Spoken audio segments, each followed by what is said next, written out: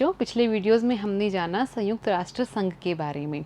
क्या उसकी संरचना थी, किस तरह से उसका निर्माण हुआ था और किस तरह से अंतर्राष्ट्रीय मसलों और मुद्दों पर संयुक्त राष्ट्र संघ अपनी भूमिका निभाता है।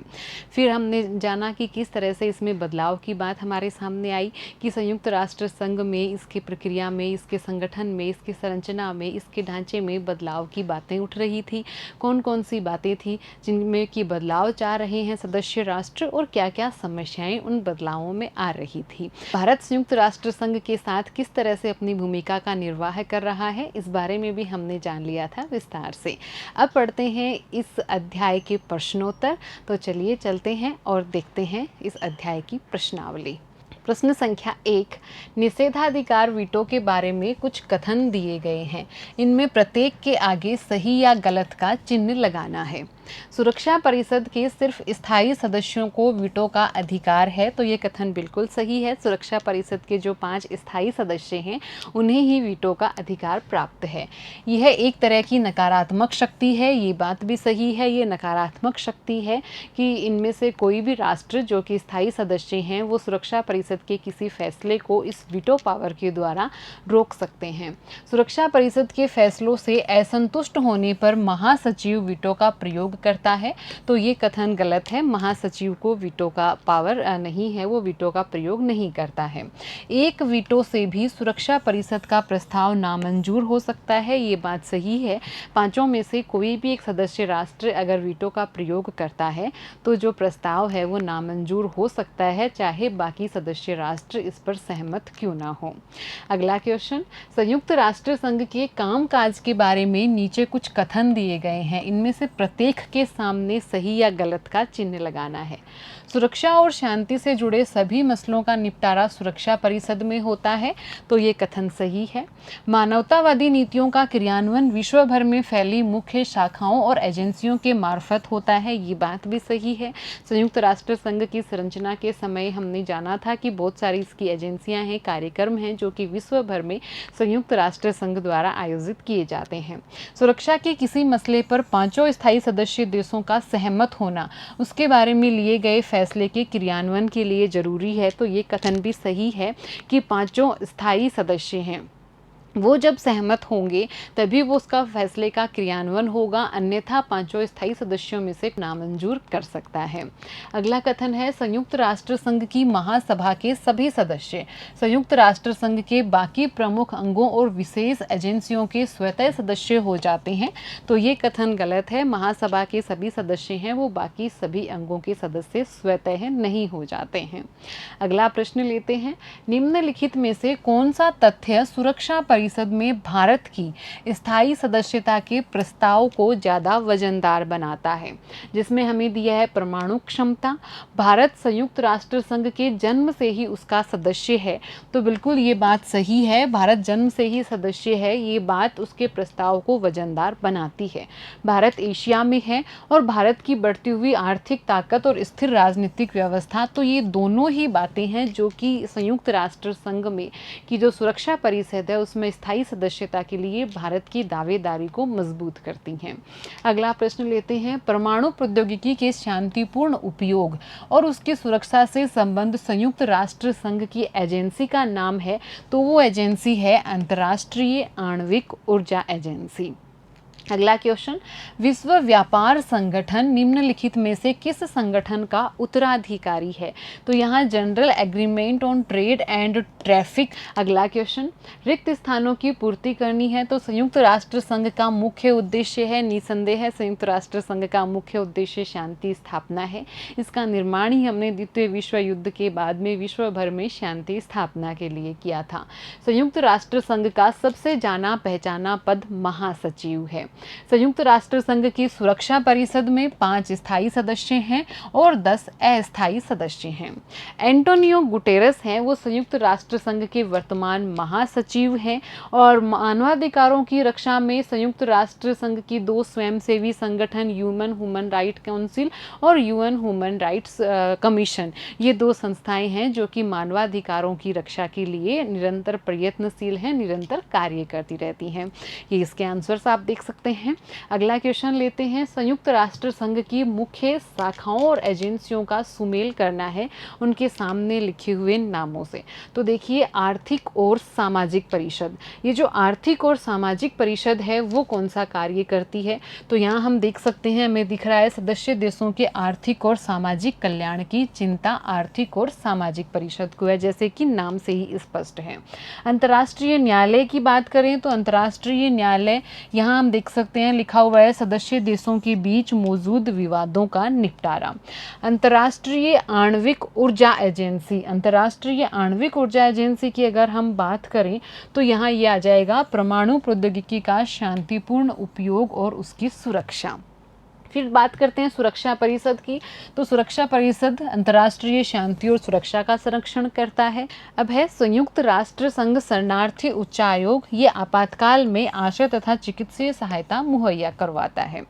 फिर बात करते हैं विश्व व्यापार संगठन की, तो विश्व व्यापार संगठन है ये और संयुक्त सदस्य देशों के बीच मुक्त व्यापार की राह को आसान बनाता है।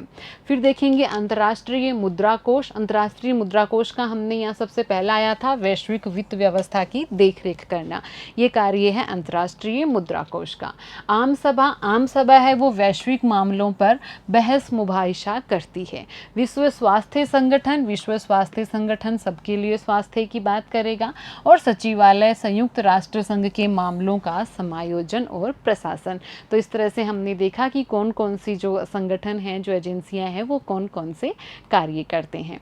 अगला प्रश्न लेते हैं, सुरक्षा परिषद के कार्य क्या क्या हैं? तो देखते हैं सुरक्षा परिषद के कार्य, अंतर्राष्ट्रीय शांति और सुरक्षा कायम करना, शांति अभियान, अंतर्राष्ट्रीय प्रतिबंधों को लागू करना और सुरक्षा परिषद के प्रस्तावों के माध्यम से सैन्य कार्यवाही करना। अगला क्वेश्चन लेते हैं, भारत के नागरिक के रूप में सुरक्षा परिषद में भारत को स्थायी सदस्यता के पक्ष का आप कैसे समर्थन करेंगे और अपने प्रस्ताव का औचित्य हमें सिद्ध करना है। तो देखिए, भारत है वो संयुक्त राष्ट्र संघ के संस्थापक सदस्यों में शामिल था। ये बात हम सबसे पहले कहेंगे कि जब संयुक्त राष्ट्र संघ का जन्म हुआ था तब से ही भारत इसका सदस्य राष्ट्र है। भारत संयुक्त राष्ट्र संघ के शांति अभियानों में सर्वाधिक योगदान देने वाला देश है। भारत की 1.3 बिलियन की आबादी और तेजी से बढ़ती अर्थव्यवस्था वाला एक परमाणु शक्ति संपन्न देश है। जनसंख्या, क्षेत्रीय आकार, जीडीपी, आर्थिक क्षमता, संपन्न विरासत और सांस्कृतिक विविधता, इन सभी पैमानों पर भारत को अगर हम देखें तो भारत यहाँ इन सभी पैमानों पर खरा उतरता है। यह दुनिया का सबसे बड़ा लोकतांत्रिक देश है और साथ ही साथ भारत G77 और G4 का भी सदस्य रहा है। अगला क्वेश्चन लेते हैं, संयुक्त राष्ट्र संघ के ढांचे को बदलने के लिए सुझाए गए उपायों के क्रियान्वयन में आ रही कठिनाइयों का आलोचनात्मक मूल्यांकन कीजिए। देखिए, 5 स्थायी सदस्य देश हैं वो अपना वीटो पावर नहीं छोड़ना चाहते हैं, क्योंकि हमने देखा कि जब ढांचे में बदलाव की बात आई थी तो सबसे ज़्यादा बात की गई थी सुरक्षा परिषद में बदलाव की। उसमें ये कहा गया था कि सुरक्षा परिषद का जो सदस्य संख्या है उनको बढ़ाया जाए, विकासशील राष्ट्र हैं उनको ज़्यादा प्रतिनिधित्व दिया जाए और साथ ही स्थायी सदस्यों की वीटो पावर को खत्म किया जाए। तो यहाँ क्या परेशानियाँ आई थी कि जो 5 स्थायी सदस्य राष्ट्र हैं वो अपनी वीटो पावर को नहीं छोड़ना चाहते हैं। वो अपनी निषेधाधिकार का जो अधिकार है, वीटो पावर है, जो कि हमने जाना था बहुत अच्छे से कि सुरक्षा परिषद जब भी कोई निर्णय लेती है तो सभी चाहे राष्ट्र सहमत हों, अगर एक स्थायी राष्ट्र 5 में से एक भी राष्ट्र असहमत है तो वो उस वीटो पावर के द्वारा उस फैसले के क्रियान्वयन को रोक सकता है। तो ये 5 स्थायी सदस्य देश हैं वो अपने वीटो पावर को छोड़ने के लिए सहमत नहीं है और न ही वो ये अधिकार किसी और को देना चाहते हैं।